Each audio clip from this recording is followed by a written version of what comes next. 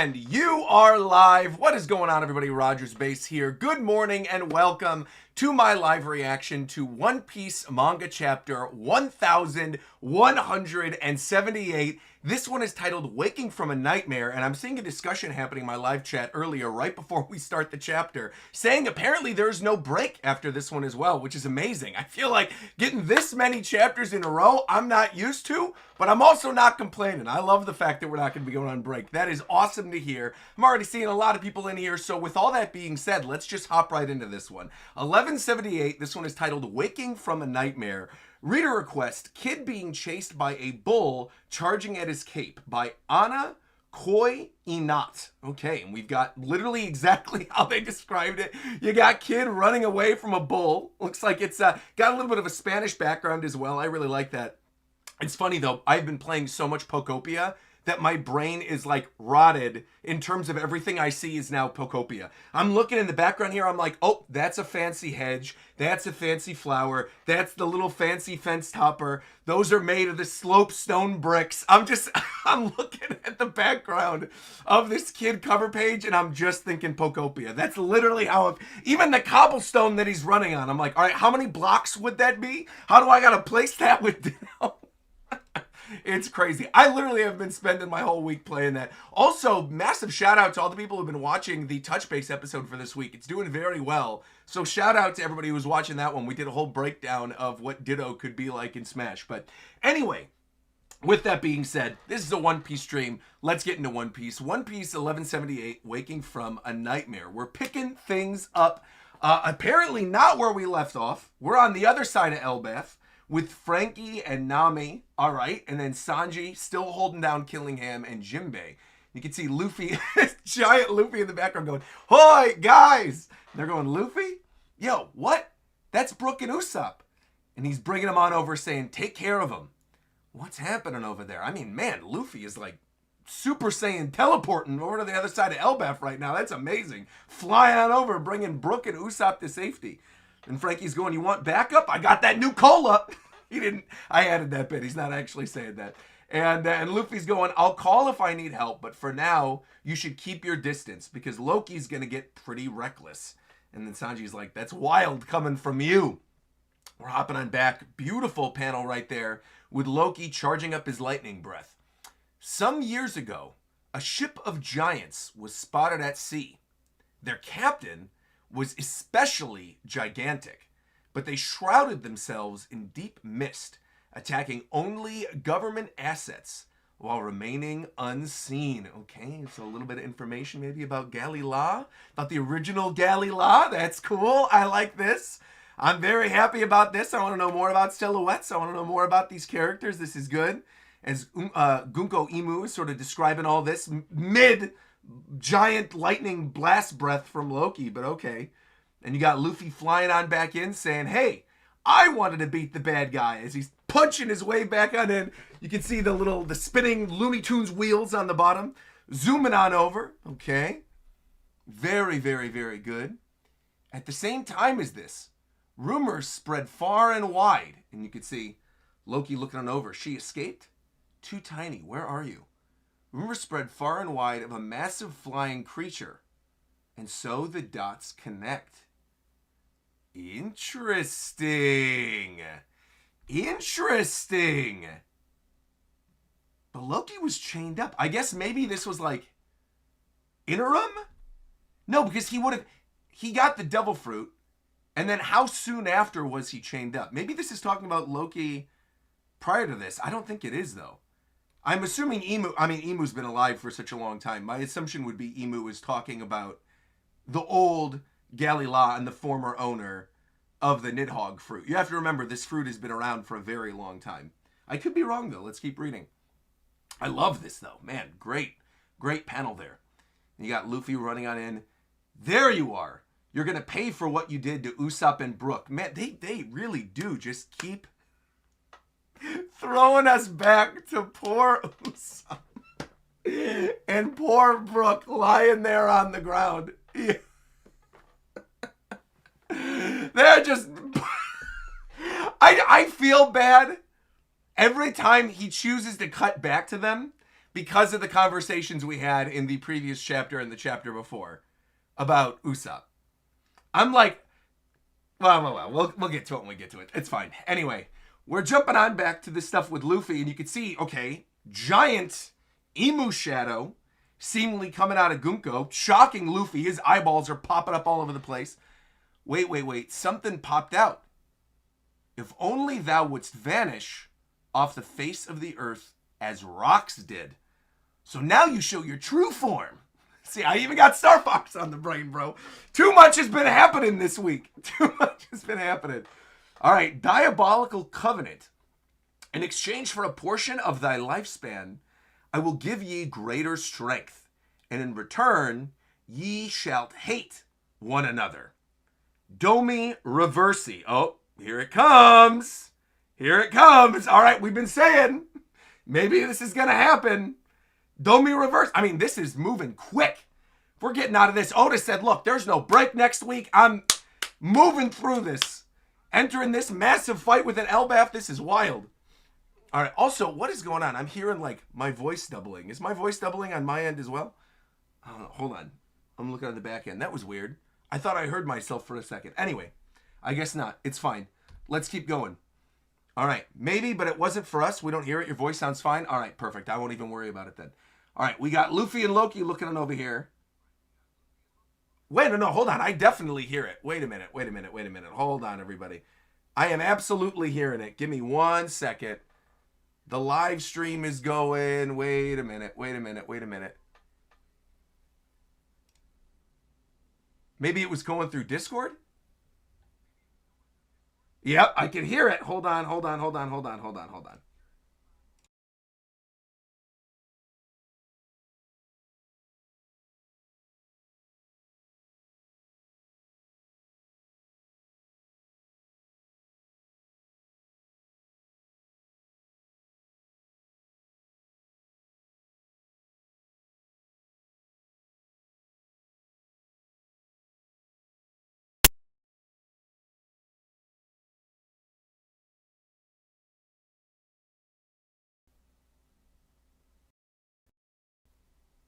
All right, testing. 1, 2, 3. Are we good? Are we back?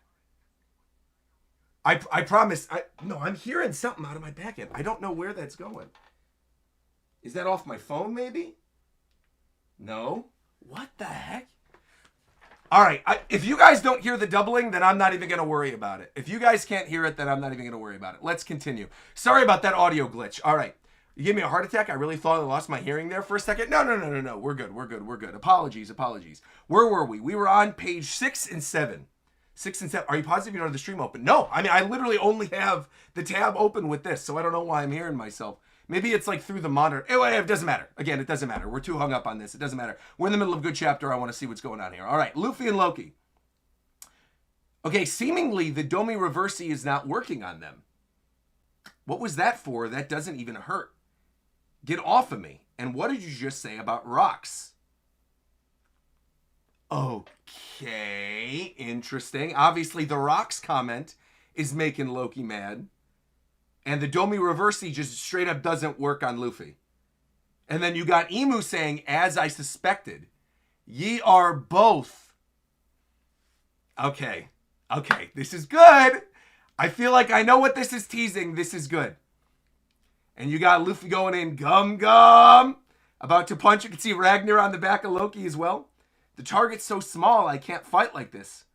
Kuririri. Oh, he's shrinking. Oh, interesting. Okay. Loki is shrinking. Kuririri. And as Luffy is going in with a Dawn Gatling, Emu's eyes are open. See, I'm feeling like what I was saying earlier in this story arc, that at the end of all of this, we might end up seeing Emu's true face. I feel like that could actually happen now. If Emu is shocked by this, then again, saying as I suspected, that's maybe not potentially shocked, but either way, taking this attack straight on, getting hit with a Dawn Gatling, multiple angles, armament hockey infused. Luffy is trying his best. Meanwhile, Loki shrunk all the way down back to, is this his regular human form. He's not even going hybrid. It's just his human form. Holding Ragnar, you can see the little, the squirrel face on the front of the hammer. Very cute. Coo-dee-dee-dee-dee. Look out, Luffy. Here we go. And you can see Emu's already gotten blasted all the way through. Luffy's about to swing that hammer. All right, here we go. And you can see Emu still looking, completely holed up. As Loki's going in for the swing, Nibelheim attacks, slamming right down. Oh, knocking Gunko right out of there too. And Luffy is saying, whoa, you can do that as a finisher? But wait, I haven't gotten in enough, hits. And right as he's going to say hits, he starts shrinking and he goes back to old man Luffy form. So he hasn't been able to hold on to his Gear 5. I guess to be fair, it's been a few chapters that he's been in Gear 5. And he's been putting in the work because he's been in his giant form. So that does make sense that he'd be tired out. He's got to eat again. That makes sense. But meanwhile, all right, you got Loki slamming down. He literally just froze Emu in an ice cube. I don't know who that is in there, but this is the quickest solution. I was just too big before. Brother, what in the world? That is awesome, though. Man, here I was thinking that they were going to get washed, but no. Luffy and Loki putting in the work. I mean, that is looking cool. The fact that we've got this giant ice cube there. Wow. So Gunko's right there as well, too. Gunko and Emu have both been frozen. Nibelheim seems to have worked. Okay. Jump back to the fisherman village in Elbaf. And they're all still trying to put out the fires. Okay, put out the fire. That damn Loki got rid of the monsters, but he didn't leave us much better off. You got the Huntsman village. Turns out Loki didn't kill King Harold. Well, I feel bad for that part, but none of the rest. I mean, look what he's done to our village, just like always. Keep sending that rain down, Zeus. And Zeus, even though he just got eaten a couple chapters ago, was going, I'm trying, doing his best to rain, as Jinbei's doing this ocean current shoulder throw to put out the fire. Only so much ODC that the system can do. Okay, so Lilith is involved in this as well. And we're jumping back to the Western Village. Just giving us a little glimpse of what's going on everywhere else. You got Zoro with the other giant pirates taking down all these enemies as they're going, it's all over? If they flip back to white, it must be a success. But if they get back up and it wasn't enough, I'm sorry, captains. I was taken over by a wicked urge. Don't let it bother you. We failed to resist it for too long. And you can see the other one still falling apart going, damn captains, as they're crackling off. How dare you? Oh, they're still standing, actually. Wait a minute. There's still a handful of them left. And you can see Chopper running on in as well, doing whatever he's going to do to slap it right out of him. You can see more of this, all right? Once again, I don't know why. I feel like we talked about this at great length in the previous chapter. I feel like it must have something to do with the human fruit. It must. Either some type of awakening of the human fruit or something. But all he's doing is just slapping him. That's also kind of crazy, considering the fact that Chopper wants to be the greatest doctor in the world, wants to heal everybody. That without even going in with a killer punch, he just goes slapping his beast mode form, and they all come peeling off. You know what this guy looks like? These Domi Reversi ghosts that are peeling off of these creatures, they look exactly like Bouldergeist from Mario Galaxy. That's what these guys look like. I was trying to think about it when we were talking about it during the last chapter. Like when you see them peeling off the giants, that's exactly what they look like. Like one to one, they look like Bouldergeist. Once the rocks are gone and it's just got his little ghost part, not when he's floating around as the head, but like when he's standing there with the two hands, that's them. These are the little Mario Galaxy ghosts. Good timing too, Super Mario Galaxy movie in theaters April 1st. No, let's go. All right, so Chopper's going in, slapping all these guys away. Huh? Zoro. And Zoro's looking over at Chopper. What did you just do right now? And it's always funny seeing Chopper in his giant beast form with his little cute face. I don't know why, but all I have to do is hit him, and it just cures all of their demonic powers. And you can see they're flipping on over. And Zoro's thinking maybe it's because you're such a good doctor. What? You think so? I mean, don't butter me up, you jerk. But that must be it. Well done, little one. Now that clears up this area, but what about elsewhere? So we've got Chopper and Zoro linked back up. Again, I love the fact that we're getting clarification that it is some special thing that Chopper has activated. I like that a lot. And that all he's got to do is just slap him. Doesn't even have to kill him. Amazing. I do think it's funny, though, that we have the giants feeling remorseful over their wicked urges in the last chapter. Or was it the beginning of the last chapter or the end of the previous chapter? I feel like I'll talk about it during my review thing. Well, no, I'll talk about it now because that's not relevant to this chapter. I'll just talk about it now. I will say, thinking back on it, that entire sequence where it was supposed to be badass with like Zoro fighting the giants and like killing all of them was so lame to me. I thought back on it during the last chapter about like how they did that, and now looking at them being remorseful, it just seems very lame. When they know they're not going to die from it anyway, they're only killing them in their reversey form. I'm like, why do you feel remorseful about this? You know they're going to be fine on the other end of this. I don't know. It's like you're literally a warrior nation, all right? Dory and Bragi were fighting each other for 100 years to the death, and you're telling me all of a sudden right now they're feeling a little remorseful? I don't know. That doesn't seem like the island of warriors that we've been hyped up for so long. That whole thing just seemed kind of lame to me. But I like this because now they've all done this, whatever, they've had their fun, and now Chopper can just go, whatever, let's slap him and get him out of here. Yeah, I don't know what they were cooking with that, but I thought back on that after rereading the last chapter, and I don't really like that little bit. To be fair, I also maybe I'll talk about it now. I'll talk about it now because again, we're in it right now during the reaction. I was going to save it for the review, but I think it's important to bring it up while I'm reacting because this could end up coloring how I feel about other stuff if we get more stuff with Domi Reversi. I also feel like sitting on it now, I don't love the Domi. I'm beginning to sour a little bit on the Domi Reversi you kill them to bring them back thing. And right as I was about to sour on it, I feel like now we've got this thing with Chopper where he doesn't even need to kill him, he could just slap him. And I feel like it's coming in at the right time. Obviously, Oda had this planned because this was 2-3 chapters, connected to one another. So obviously he knew that he was going to do this with Chopper. But I can't help but feel, as a week-to-week reader, that like we got that whole thing where you had to kill them, and then now you're getting this thing with Chopper, and it's almost like the killing them thing was stupid. Let's go back on that.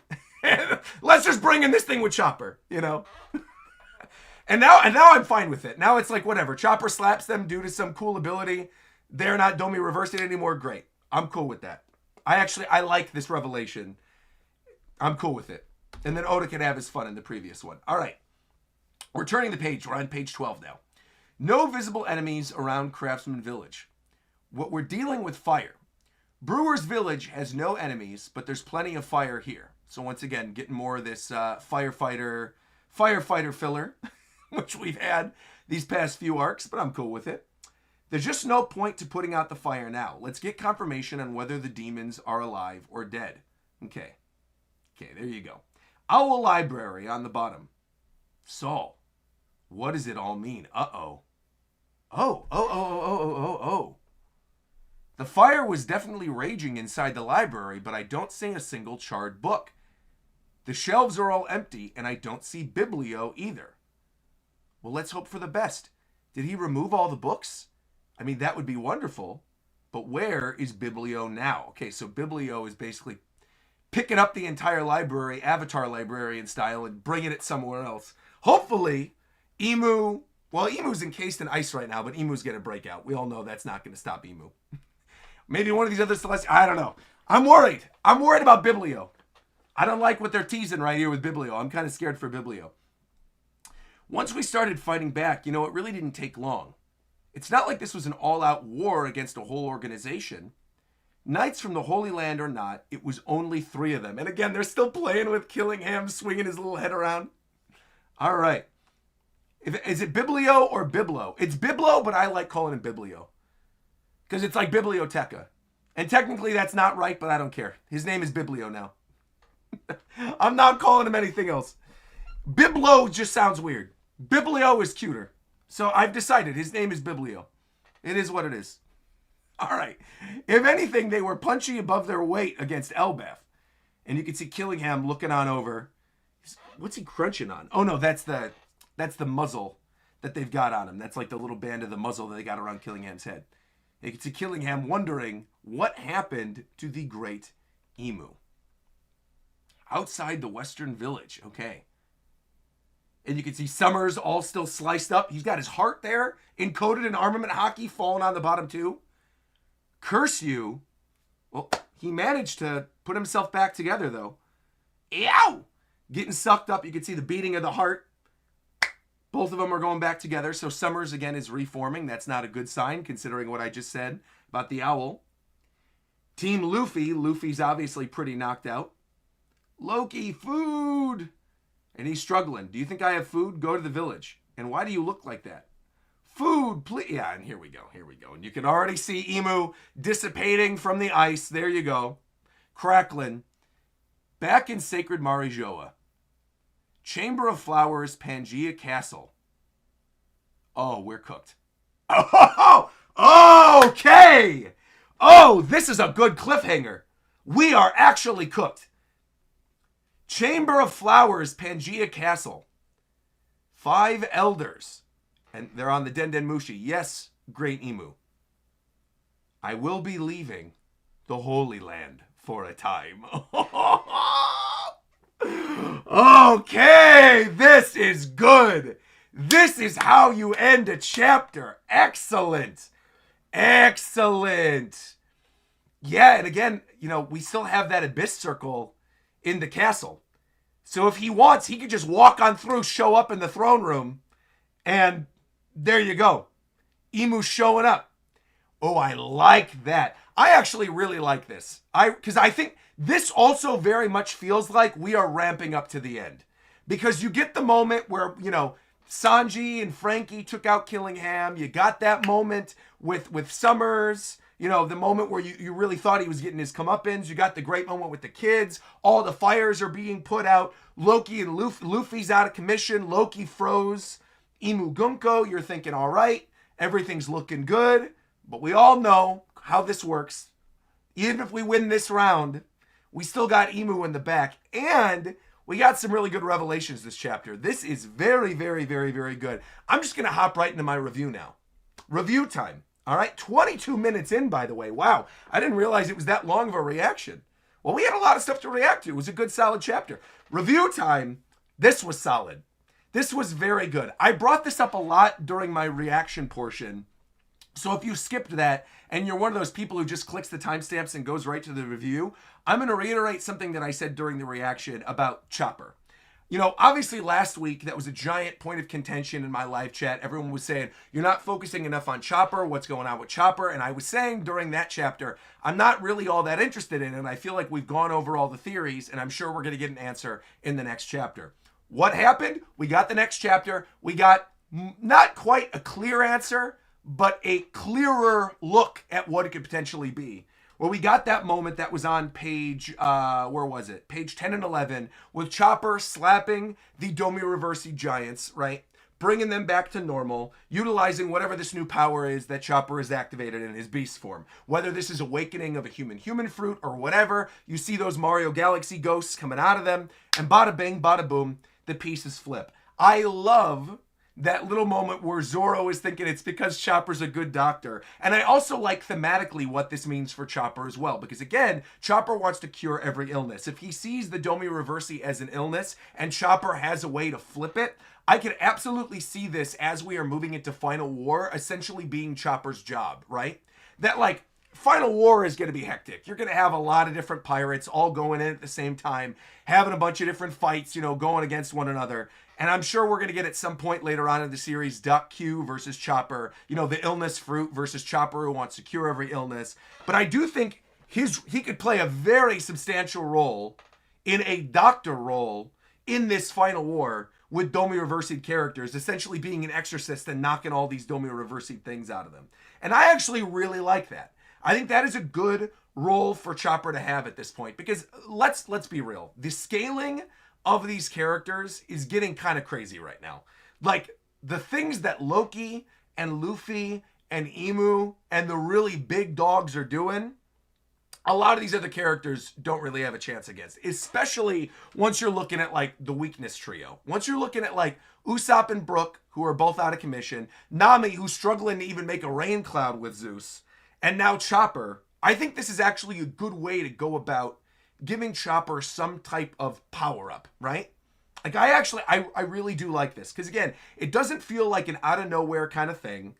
I do think there's a cool way they could connect it with the lore of his devil fruit. And again, it gives Chopper something to do beyond having to craft something for him to do. Like, I think I've talked about this at great length. I won't focus on it too much. But again, one of my big complaints about Wano was the bloating of random filler stuff just to give people something to do. And that was what that Ice Oni stuff was with Queen. All that Ice Oni stuff was literally there just so Oda could have Chopper do something during the raid on Onigashima. Whereas this doesn't feel like he's creating a problem for Chopper to solve. This is very clearly a problem that many of us don't know how to deal with. You have Zoro and the other giants thinking they have to kill these giants to actually fix them. When in actuality, no, Chopper finds a good solution to the problem. It's good. I think, again, thematically, it works with his character. I think it just works. I'm a big fan of it. So I like this thing with Chopper. And again, I brought up during that reaction that I think I've soured a little bit on the whole thing that they tried to set up with, like, the only way to stop them is through killing. I like that we've got this alternative in this chapter. Something else I really want to focus on, because I do think the majority of the talk on this one is going to be Luffy and Loki, and I want to get my thoughts out of the way on this one right now. The library. Let's talk a little bit about the library, right? We see the library has been burned up, but there's no books. And Biblo, the little owl, well, not little owl, the giant owl, is apparently gone with all of the books. That right there, I think, sets up a very scary potential for the rest of Elbaf, because with the books now on the move and the assumption that Biblo has the books, if Emu is now making their way to Elbaf and Summers is putting himself back together, and I'm assuming Killingham is going to do something. Obviously, he's just right now ahead, all muzzled up, and Gunko is in the ice. But we're seeing little glimpses of all of them not quite down for the count, right? That they're still conscious. They're still talking. They're still speculating what's going on with Emu. Them, of course, ending the cliffhanger in this chapter with Emu showing up in Elbaf. I'm nervous for Biblo. I'm nervous for the history of the world, because I feel like Emu, based on what we've seen in this chapter, based on this fight with Luffy and Loki, and with Luffy, is kind of down for the count right now, needing some food. Somebody's got to bring some food to him quick. Otherwise, he's not going to be able to do Gear 5 for much longer. And Loki kind of going in with one of his finishers with Nibelheim after, blast breathing and still not really necessarily doing all that much. I do kind of worry that when Emu shows up, Emu's going to be like, you guys are small time. I'm going for the owl. I'm going for the books. I want to wipe away the history of the world. And I wonder if there's going to be a situation in which they're going to have to either choose for the history to live on, which again ties into the stuff that we got with the mural that we still haven't gotten any answers on. Mural piece was like a year and a half ago, and we still don't know anything else about it. We're speculating, right? We've speculated what certain things on the mural could mean since then, but Oda hasn't actually told us anything. We haven't gotten in the story any direct confirmation, really, of anything in that mural whatsoever. Which leads me to believe that a lot of that we still might not even get before we get on Elbaf. And that maybe the focus is going to be on actually saving the materials and saving Biblo and saving the books, with that being like what contains the true history. And then that transitioning into the end of the arc, with us then discovering whatever it was that Biblo was carrying, Robin and Saul finally reading the books, filling out the rest of the cast, telling them what was going on, leading us to the next island. Because again, end of this year, we're out of Elbaf. I mean, Oda's already said that. Oda, which shocks me. I'm always surprised when Oda definitively is like, we are ending an arc this year. But Oda definitively said at the end of last year, beginning of this year, with the stuff with Jump Festa, that we are getting to that island this year. Meaning we're getting out of Elbaf, we're going somewhere else. Now, some people have presumed that is Laugh Tale. Obviously, that's not going to be the case. Some people are presuming it's Roadstar. Who knows? Maybe we get like a mini arc on Lodestar before we get into the final arc. Maybe before we get into Final War. But we're out of Elbaf. At some point this year, it's going to happen.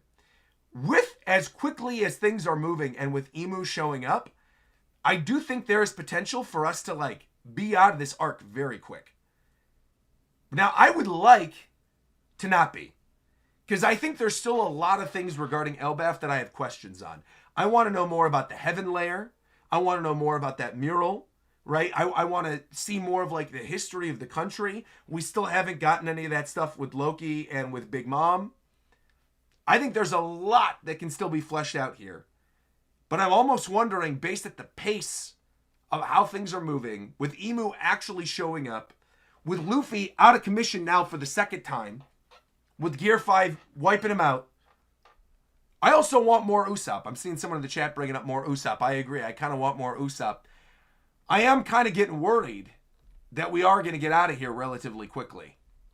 But then again, with Emu directly showing up and with the teases that we got this chapter, that might not necessarily be the case. Let me bring you over here back to page 2 and 3, and then that revelation on 6 and 7, right? On page 2 and 3, we have this line from Gunko Emu talking to Loki. Some years ago, a ship of giants was spotted at sea. Their captain especially gigantic. They shrouded themselves in mist, attacking only government assets while remaining unseen. At the same time as this, rumors spread far and wide of a massive flying creature, and so the dots connect. I saw some people in my chat believing that this was talking about Loki post the death of Harold, pre getting chained up by Shanks, and the Florian Triangle stuff, and when Loki met Lola. I somewhat could see that being the case. But I also wonder, with Emu, and in fact, I think that's probably the more likely of the cases, right? That they're talking about the time in between that we haven't gotten fleshed out for Loki. However, I'm wondering, because Emu has been alive for so long, if maybe Emu is thinking about Galila. Because again, Galila was brought up earlier this arc and never really touched on again. And Loki didn't always have this devil fruit. Loki got this devil fruit the day that Harold died. Meaning that prior to this, someone else may have had, in fact, we know someone else had this devil fruit.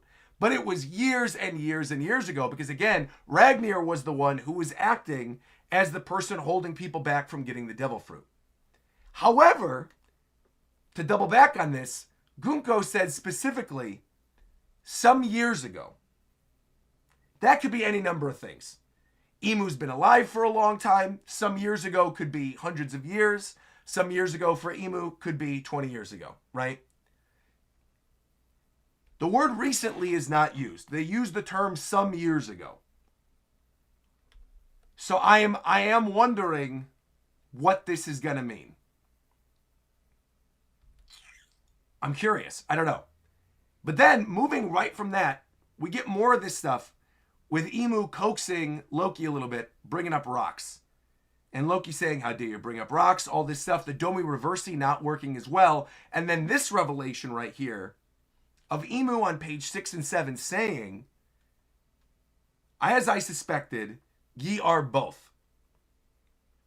I'm going to make a call right now on this. I think they're both gods from the mural. I think they're both, which I think is something that we could have assumed anyway. When we saw the Nika silhouette in the mural and the giant black dragon in the mural, I think we could have suspected that the two of them have god fruits, right? That this Nidhogg fruit is classified as like one of those 4 gods. And I think that's the reason why Domi Reversi doesn't work, right? Because either Emu has one of those other god fruits, or again, has what a lot of people have assumed for a long time, like the devil fruit. And that the devil fruit is countered by the fruits of the 4 god fruits, and they can't get Domi Reversi'd, right? So I kind of like that. I kind of like that a lot. I like that we're getting that little bit of a tease. I like that they're not fully saying what this is, but at the same time, they're alluding to it's not quite going to work. And if that is the case, right, we have Luffy, Loki, and Emu. We have this mysterious 4th. I got my money on Dragon. I've been thinking about this a lot since watching the live action and like seeing how they were hyping up Dragon's powers and watching how he was controlling the wind and all the stuff with the storms and the lightning.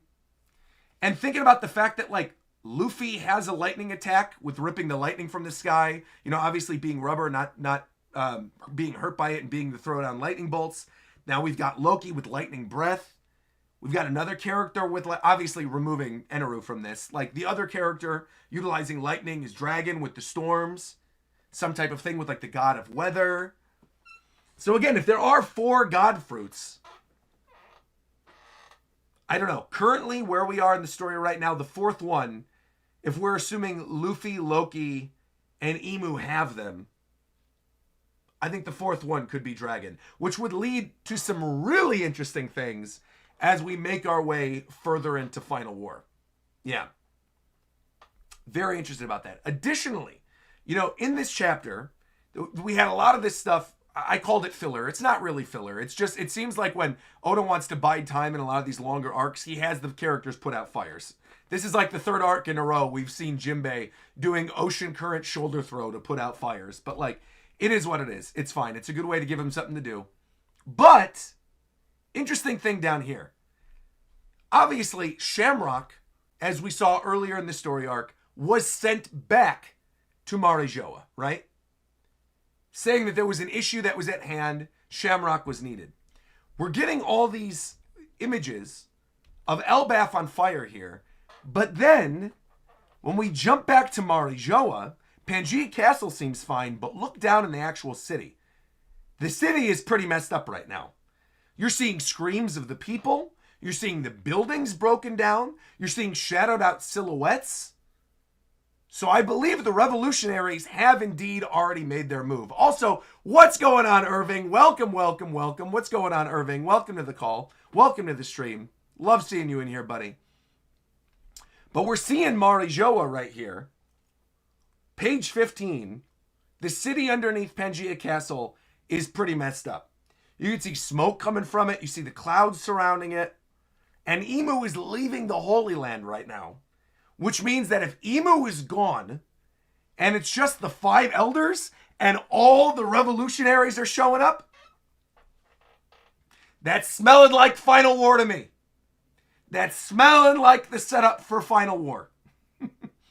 Which is exciting stuff as well. So again, the end of this chapter, I think, was really, really, really solid. Getting a lot of good things. Again, I noticed the rubble when I was doing my reaction, but I didn't realize like how messed up it was until I was doing this review. You can really see like a lot of the boulders falling off of this thing. You can see the smoke, again, the screams. We know that they're already being starved out. That was something that was alluded to a long time ago. I don't think things are looking good if you're a celestial dragon right now. Also, the fact that Imu would go to the Elbaf instead of fighting for the Holy Land is really wild to me. It means that he sees Luffy and Loki as a bigger threat. Or the information that's being held in Elbaf, like I was saying earlier, Heidi, right? That, like, obviously Luffy and Loki being 2 of the potential gods would naturally be something scary for Imu. But in addition to that, you have to remember, like, information is key. Information is everything. Imu does not want the truth of the world to spread. And if Biblo currently has the entire history of the world, everything that was within the library, inside of his little owl body, that's a really scary thing. So I think Imu is looking at the situation on Elbaf and being like, look, we've got some revolutionaries, but I've got 5 elders. And I've got Shamrock. They're chilling. They should be able to hold back whatever the revolutionaries are going to do. Even assuming Imu knows that, like, dragon is a god fruit or something like that. Or if dragon is a god fruit or whatever, right?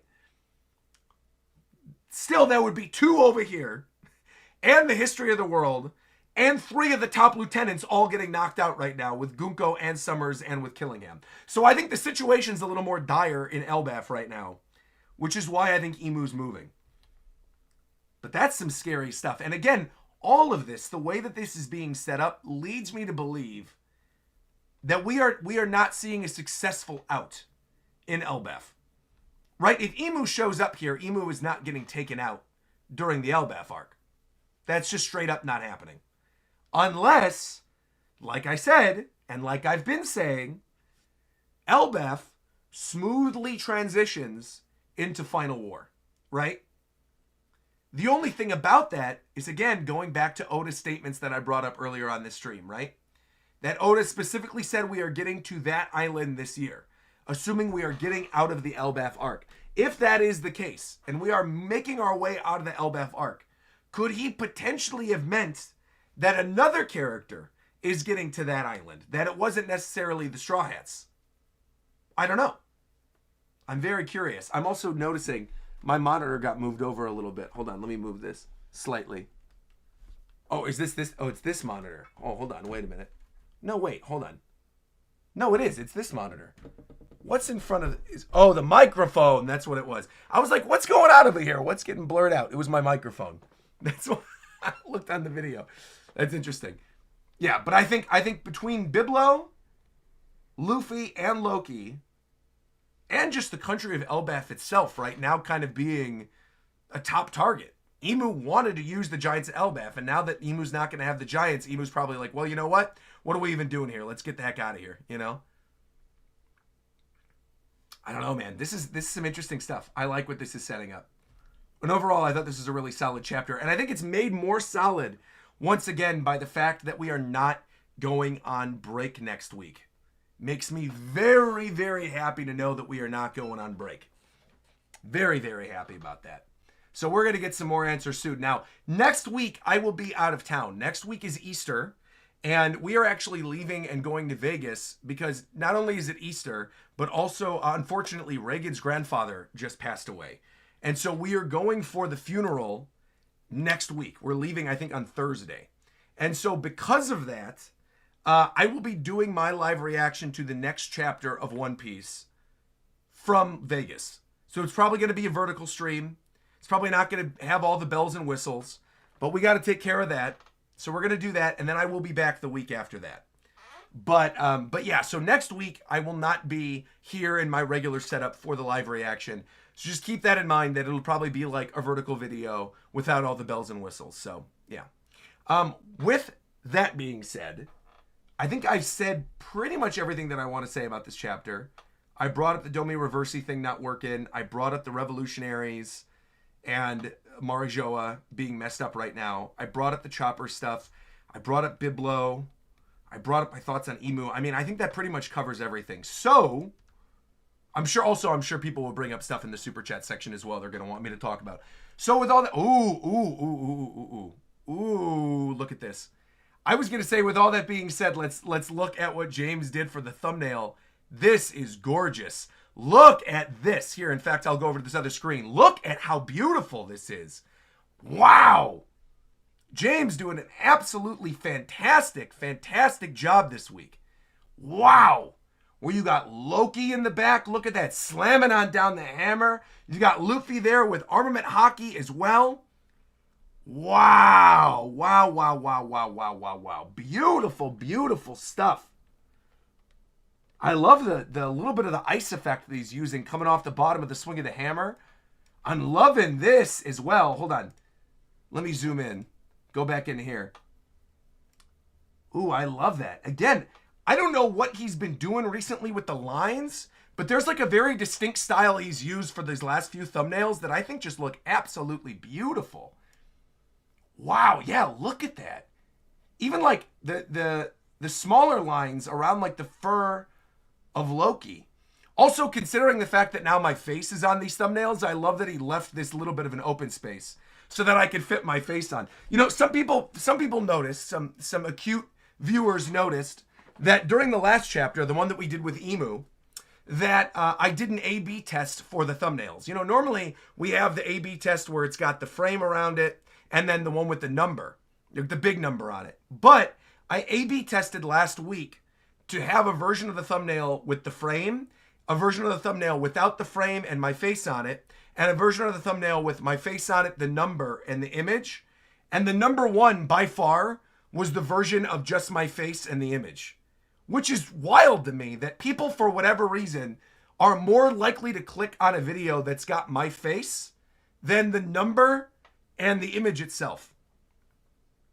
So what, I haven't done it yet, but what I think I'm probably going to do within, maybe I'll even do this today. I want to film a bunch of different variations of my face making different reactions. And that based on the thumbnail, people can guess how I felt about the chapter. Like I'll make one face like this, like thinking, another one like this, like I didn't like it, another one where I'm like it's a shocking one, and then maybe like another one where I'm like, where I'm sad, and then I'll switch them on up. You also do that with the touch-based thumbnails? Yes, yeah, the touch-based thumbnails all have my faces on them. Yeah, exactly. They all have my faces on them. And yeah, I don't know, for whatever reason for these series, I feel like they do better in the algorithm afterwards with my face on them. It's strange, because obviously, again, most people who watch these, I think the most hardcore of fans, the people who comment, the people who leave likes, all that kind of stuff, they're usually watching while we're live, you know? But I always kind of have to consider the people who are watching the VODs afterwards. And I feel like seeing the frame around it and having it labeled as like a live stream, I think turned a lot of people off who weren't necessarily people who were watching my channel, but were just like clicking through in the browse features. And I'm seeing on the back end that way more people in the browse features are clicking off of the one with my face on it. And I think we even got like 4K plus more views on the VOD of the one with the new thumbnail versus the one of the previous chapter, which was a better chapter. So pretty crazy stuff there. But yeah, I wanted to bring that up. If people are noticing, oh, there's more of like a blank side, it's not necessarily that it's like blank. He's obviously still doing stuff. He's doing a great job of like implementing the characters in a way where then my face is going to be able to fit on it. But again, he's doing it, and I think in a really smart way to have it more of like these action sequences. I love what he did here with Luffy in the corner too. That looks great. Yeah, and then my face will go right here. Dude, James, once again, fantastic work. Between the frost effect, the nice colors, again, utilizing that official color scheme of Loki now, which, you know, funnily enough, he was close enough when we did that first Loki thumbnail anyway. Yeah, really beautiful stuff, man. James, as always, does a great job. As Aaron always says, James does not miss. Okay. With that being said, let's get into some of these super chats. Let me open this back on up. Let's go back to the chatting screen.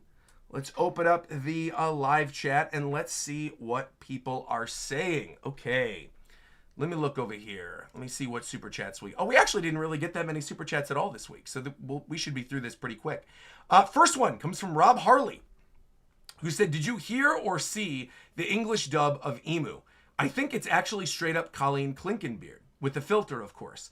It proves a thought that I had a while back that Japanese Emu's voice is also Mayumi Tanaka, aka both Luffy's. I did not see the clip where it was very clearly Colleen Clinkenbeard. I did not see that at all. But I will definitely check out that clip. I did not know that at all. Rob, you're telling me something new. That's interesting that they're going with Luffy's voice actor for the voice of Emu with the filter. I know her voice well. It's definitely her. Interesting. Okay. Also interesting thing to bring up is that Gojo is Loki. Yuichi Nakamura voicing another blindfolded goat. Let's go. We got another super chat from Bryant Brawler, who said, I'm behind on the stream itself, but wanted to get a shout out for my birthday. For my birthday goats. Oh, that are born in March. Oh, okay. Well, shout out for your birthday. And shout out to all your goats being born in March. I'm assuming you're making reference to Mihawk and Frankie and Shanks and me. Hope you enjoyed the chapter, and I hope we reacted better this stream. How do we do, Roger? Yo, chat was lovely this stream. Yo, you guys did a great job. Thank you, Brian. Thanks for coming through with the super chat. Appreciate that.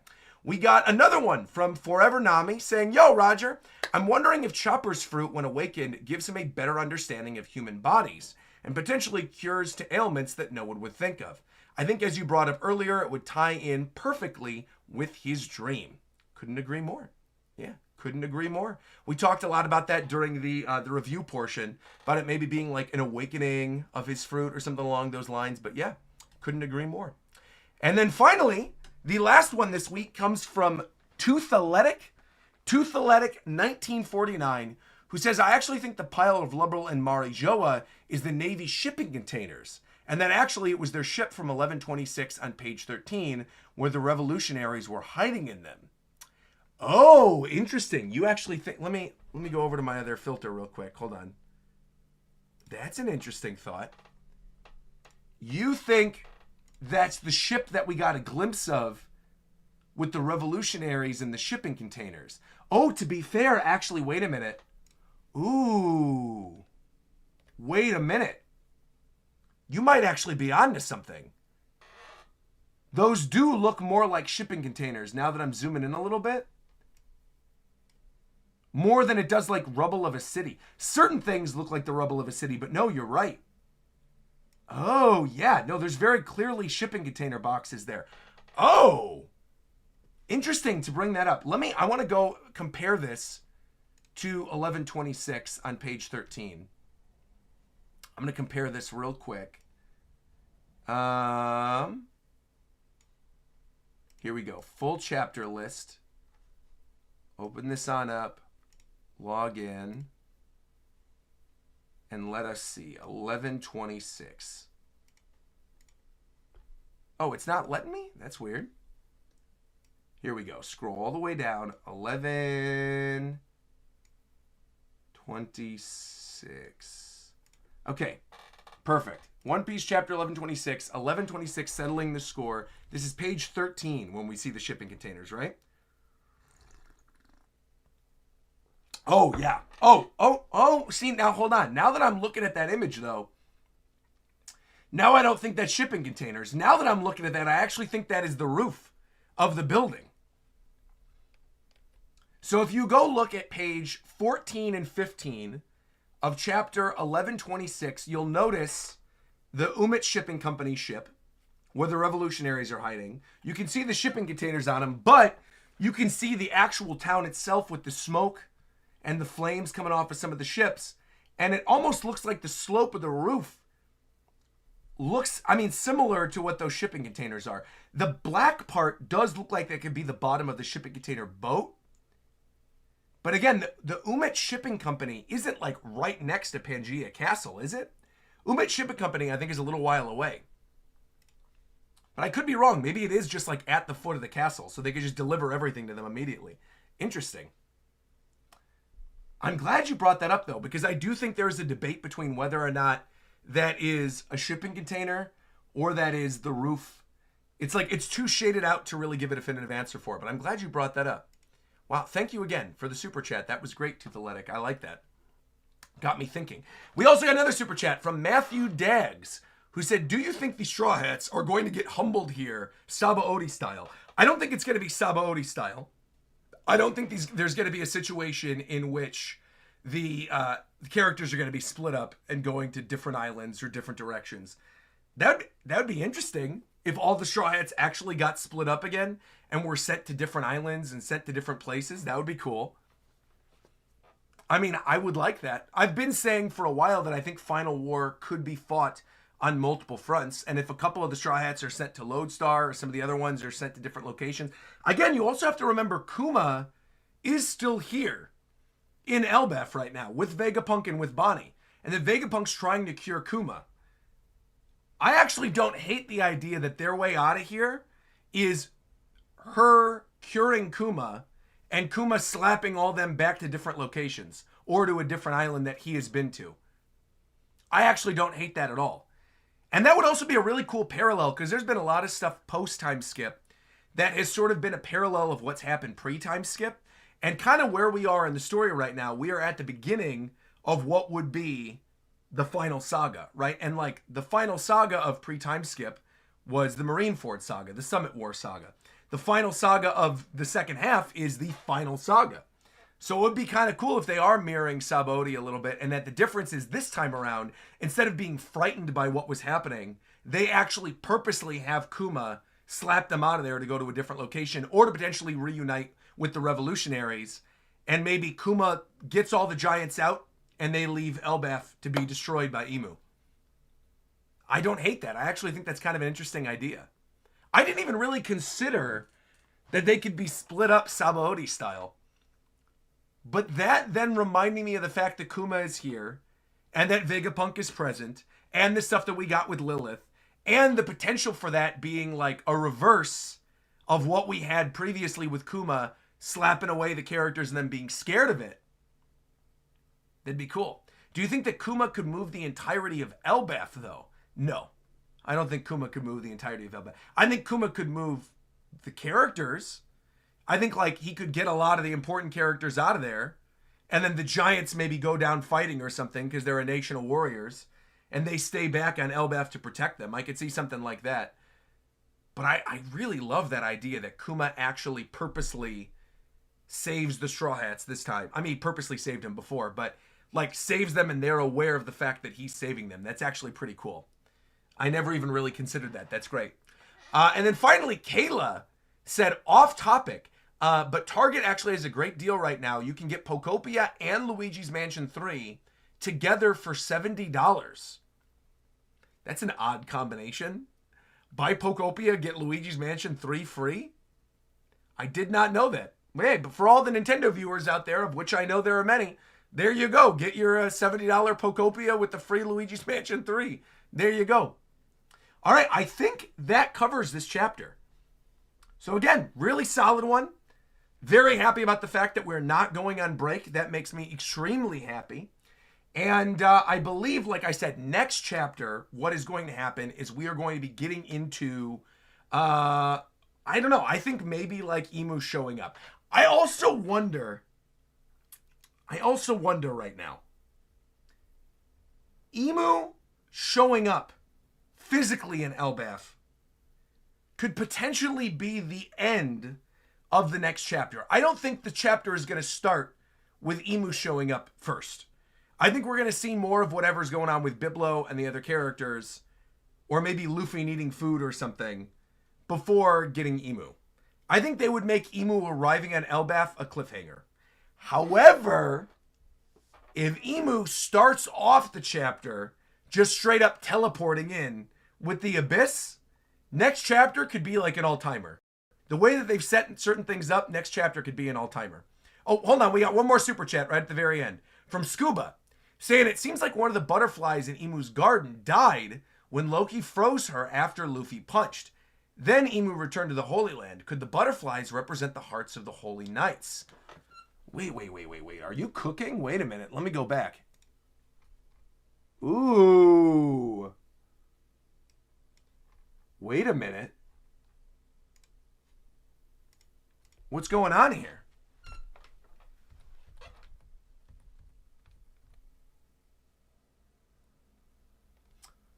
Oh, interesting. Interesting. I did not notice that. Yeah, you could kind of see one falling apart. Oh. I do wonder if, yeah, maybe the butterflies represent like mini abyss portals where you can possess the other Holy Knights or something. I love the idea. I love the idea that the butterflies are tied to the power. And then maybe by killing the butterflies or knocking them out. But like, how would that work? These little shadow butterflies. Also, that brings up another point with Emu. If Emu arrives in Elbaf proper, are we finally going to see Emu non-silhouette? Or is this form of Emu, fully shadowed, just how the character is going to look due to their devil fruit power? We have only seen Emu in the garden with the butterflies, so that is a very interesting point. Yeah, I did not notice that at all, Scuba. That might be the theory of the week. That is really good. Yeah, bringing up the idea of the butterflies and one of them falling apart and dying.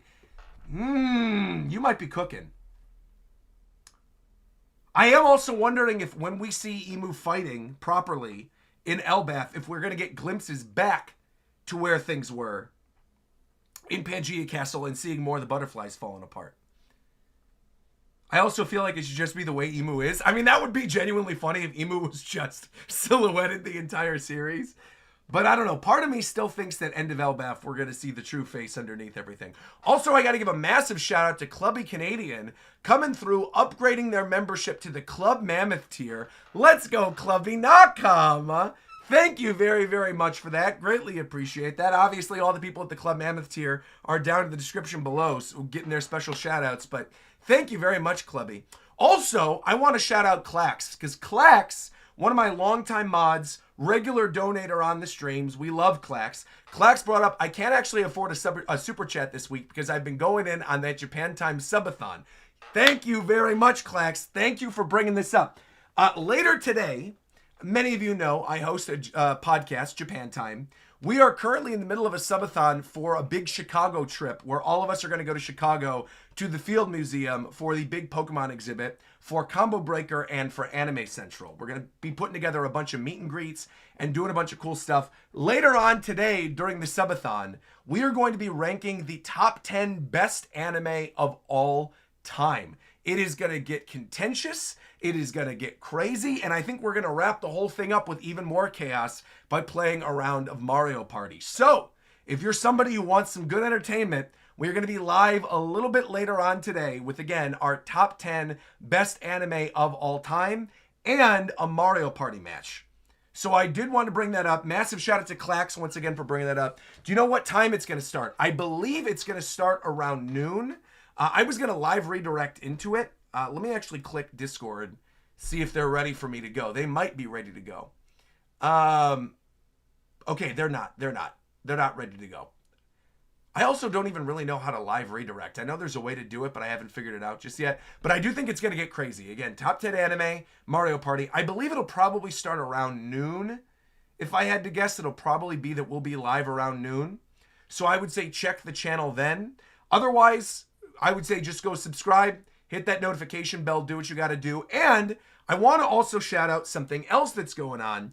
I obviously did a episode of Touch Base this past week that was talking all about Ditto in Pokopia. Well, I actually got a really great opportunity to be able to give away a copy of Pokopia to people who comment on that episode of Touch Base. So, what I'm doing, if you leave a like on the last episode of Touch Base that went up last Friday and leave a comment in the description of, not in the description, in the comment section of that video, telling me which Smash Brothers character you would like to see get revised for the next Smash game, I will be going through all those comments, randomly picking somebody, and one lucky person is going to get a copy of Pokopia. So if you're like, I'm super excited for that game, but I can't afford it right now, now is a great opportunity to get that game for yourself. So that's a really cool one. So again, if you've already liked the video, you're good. But if you haven't already liked that video, go like that video.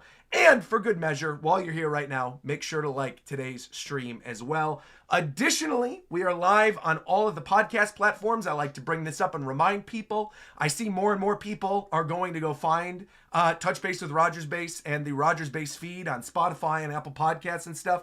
All of these streams right afterwards are now available on all podcast platforms. So you get all of my episodes of Touch Base and all of these One Piece live reactions. My 2 big series are up there right now. So you can go check that out as well. Did you miss the live reading? Unfortunately, you did, Cornflakes, but thankfully, the VOD for this will be up immediately afterwards. So thank you all once again for tuning in today. Like, comment, subscribe, and until next time, I'll talk to you guys later. 1 week from now, amazingly. Really, really excited about that. No break. Love to see it. All right, take care, everybody. Nakam!